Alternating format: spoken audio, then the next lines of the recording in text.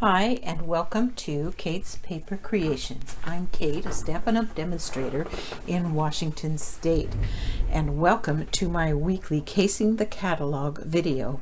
Today I am going to be casing the Poinsettia Petals bundle, which has the Poinsettia Petals stamps and the poinsettia dies. And these are the dies, and I'm going to show you a little bit here before we get started. Each of these dies has two pieces.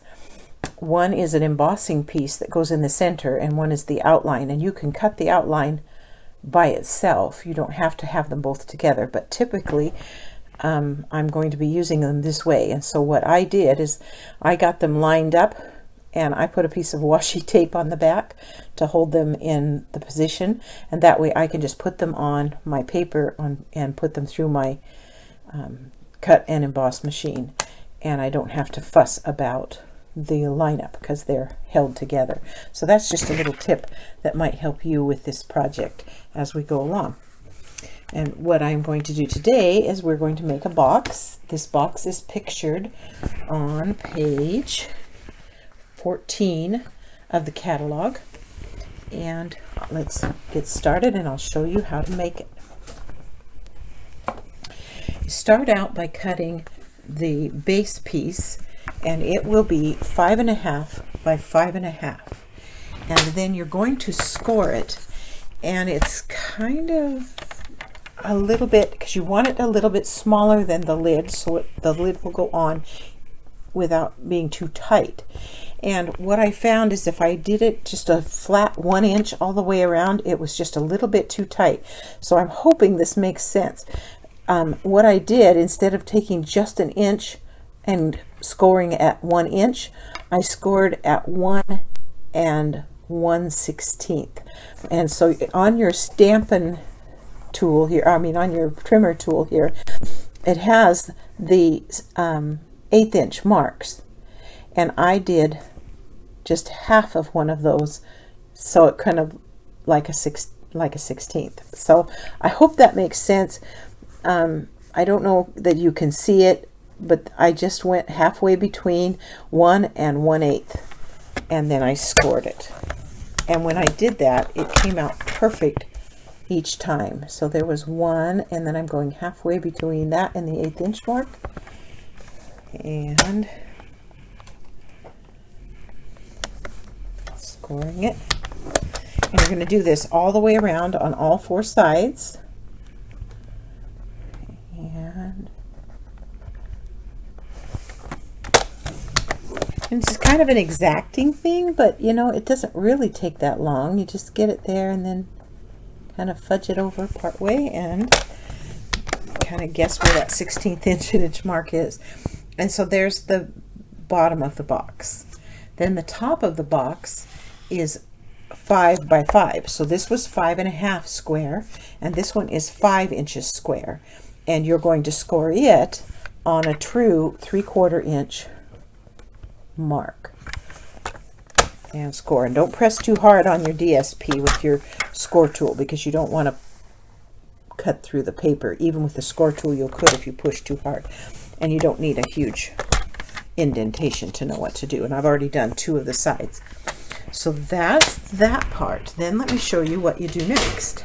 I'm going to take the scissors, and on that score mark, you're going to cut just to that 1/2 inch spot, and it's going to create a tab. And then you're going to cut away an angle off of that tab. It's going to go inside the box and then I just turn it once and cut down, cut the angle,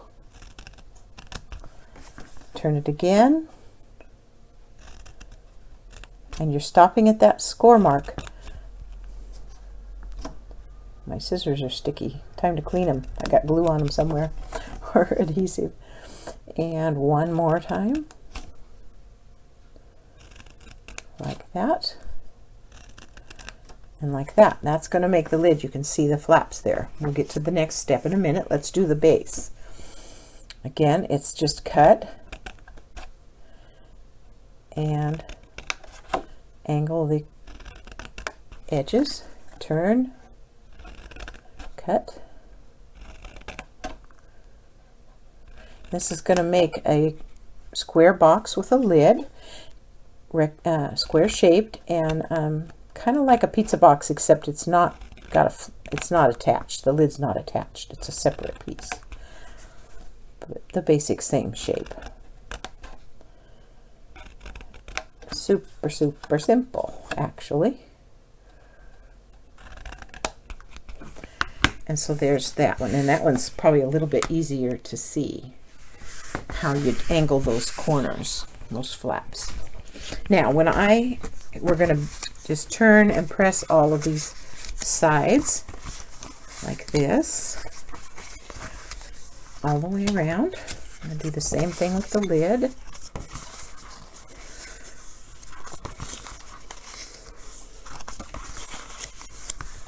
Just like that. Then I use, when I am making three-dimensional objects like boxes, I use Aleene's Quick Dry Tacky Glue. And the reason I use glue is I have been making three-dimensional, that got a little thick, so I'm going to wipe some of that off and put it on the next flap. You want to be sure and get as close to those corner edges as you can, so that when your box is done, it's got nice tight seams at the corners. Anyway, I use the Aleene's Quick Dry Tacky Glue for this kind of project because I have found that I have tried every kind of tape and adhesive there is out there. I've been doing it for 25 years, and invariably if I use tape or adhesive of some kind other than glue, they eventually start pulling apart because there's tension on the pieces. So I just always use glue because then I know it will hold forever. And so that's just my experience. And there's the top of the box, just like that. Now we're going to do the same with the bottom.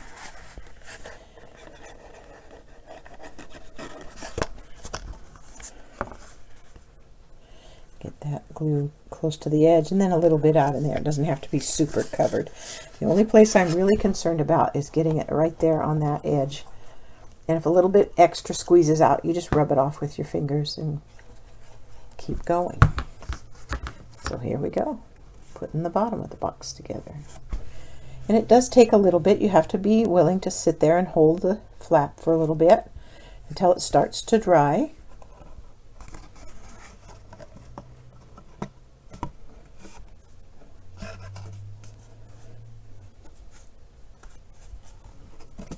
And sometimes it depends on how humid it is. If it is very, very humid out, the glue will take longer to set. And so sometimes you have to hold it a little bit longer than others, depending on what's going on with the weather. And there's the bottom. And now comes the test. Did I do it right? And it just sits down like that. And there's your basic box. Isn't that cute? Now I will tell you, and I'm going to show you, that if you don't like that white edge, let me get this back on here. A little bit of patience there. If you don't like having this show, it does make the box easier to open, but you can cut this top piece larger, and you can cut it 5.5 by 5.5 and still score at, and you would score it at 1 inch even, and then that would make a top that comes all the way down like I did with this box. And like I say, it makes it a little bit tricky to get the box open, but it does work. And so it's a matter of taste. So just so you know, if you want the box cover to come all the way to the bottom like it does here, then you would cut this top DSP piece 5.5 square and score at 1 inch all the way around, and you would come out with the right size for this. One other tip, if you did do this, is before you glued it together, you could take a circle punch and just take a half circle out of 2 sides and then you'd have a half circle where you could grip and pull the box apart. So those are a couple of tips that I thought I would share with you while we're doing this. Okay, next we built the flower, and like I say, I used these dies, these three and these two, to build the poinsettia. And I put them all onto the paper, the cardstock, and ran them through the cut machine all together. But before I ran them through, before I placed the dies on the paper, I spritzed them very lightly. I used this water spritzer that we have in Stampin' Up, and I spritzed just a very, very light coat of water over the red cardstock. It's real red, and I kind of just brushed it with my hand and let it sit for just like a half a minute. And then I put the dies on and cut them. And the reason I did that is it allows these embellishments, these embossing centers that are in those dies to show up even better than when you don't. It just softens the paper enough that the dyed part shows up better, the embossed part. So I did all of those, and then I used Whisper White and Garden Green, and I stamped the evergreen stamp that's going to go behind to create the boughs, the cedar boughs or fir boughs or whatever you want to call them. And what I did when I did these is I stamped once full strength, and then I stamped again a little bit to the right and a little bit to the left, not without re-inking. So it kind of got ink all over. And then when I die cut them out, the edges have more green in them. There's less white showing. It's just something I liked about doing that. So that's something I suggest you might want to do. So there are the leaves all ready to go. Here are the two small parts of the flower. And then here's the flower center cut from brushed metallic gold. I'm going to build all of these with glue dots, mini glue dots. But before I do that, I'm going to just soften it up, the paper, a little bit, and give it some curl and some curve, and so that the flowers look a little bit more realistic. And once you've done this, you can and you could do it this way. You might get less, and you can get kind of creative with shaping your petals. They can go up, they can go down, you can kind of come sideways. And once you get a little bit of that tension out of the paper, you can shape them better even after the flower is built. So that's kind of the goal, is to just get that. You can see how the curls and curves are coming out. It's pretty cool. And I'm just going to do this one real quick, like this. And then these little guys, we'll give them a little. And like I say, once the paper's been kind of broken down just a little bit, it's easier to shape them after you've built it as well. Okay, so now we're going to put glue dots on everything. And I'm just putting these together with a single glue dot right in the middle of each one. And then we'll build the flower, offsetting the petals.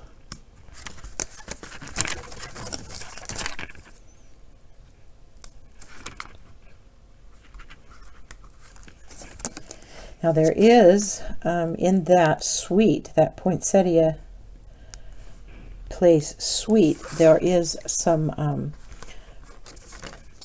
pearl trio pearls. I'm not sure what they're called. I'll get them out here and show them to you, because they might be kind of pretty in the middle instead of this gold. So we might have to look at that before I finish this flower.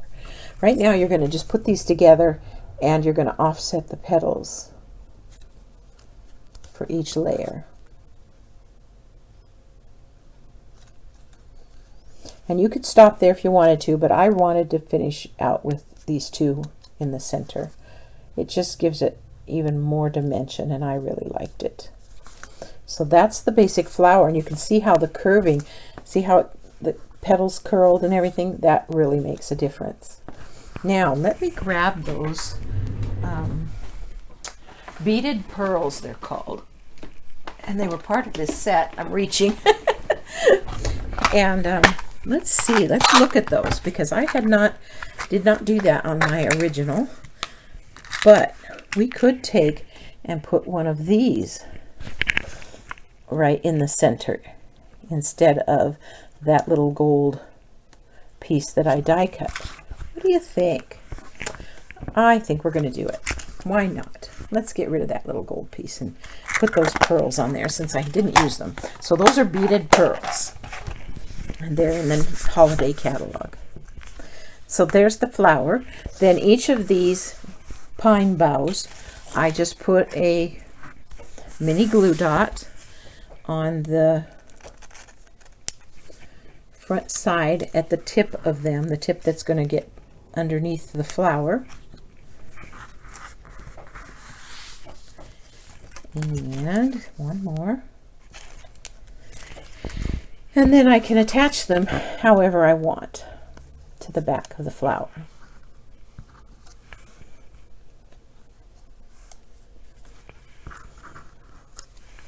You don't have to really worry. It's not going on the front of a card, so you don't have to worry about it staying within a certain size to fit the front of the card. It's just going to sit on the front of the box like this. And so it's okay if it goes off the side of the box a little bit. Actually, it's probably better that it does.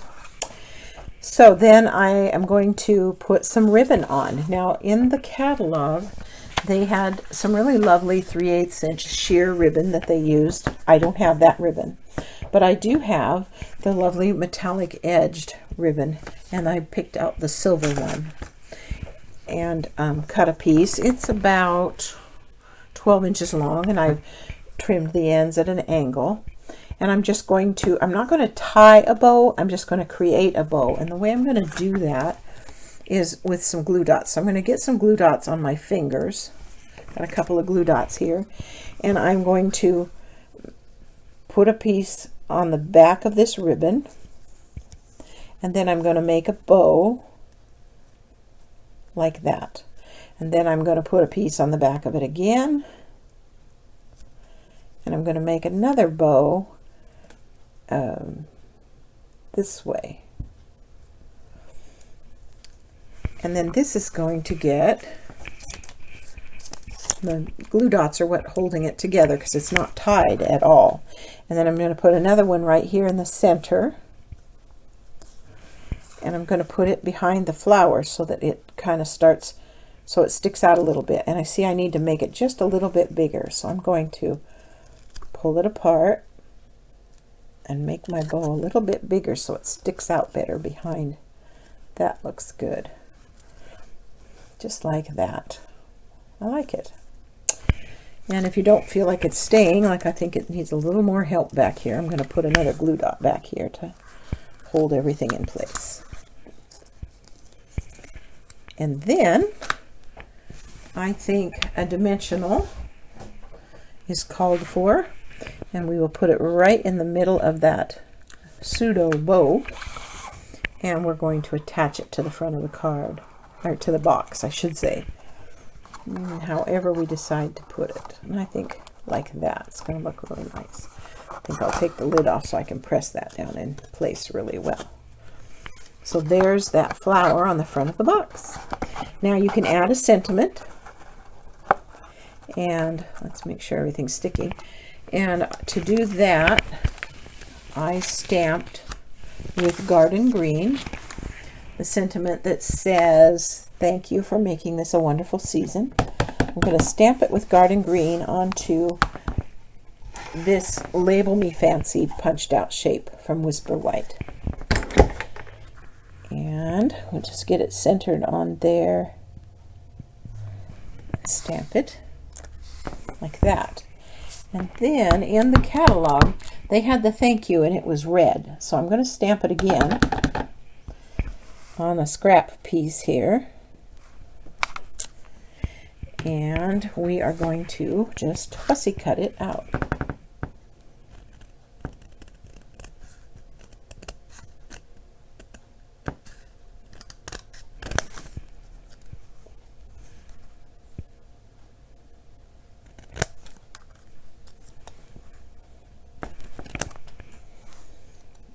and go across the top.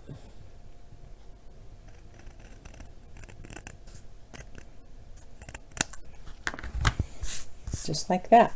And then I'm going to get some mini dimensionals, if I can find my minis without too much trouble.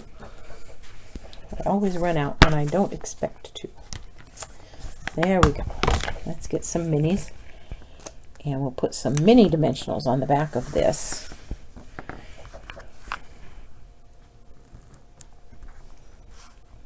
It's just wide enough to work.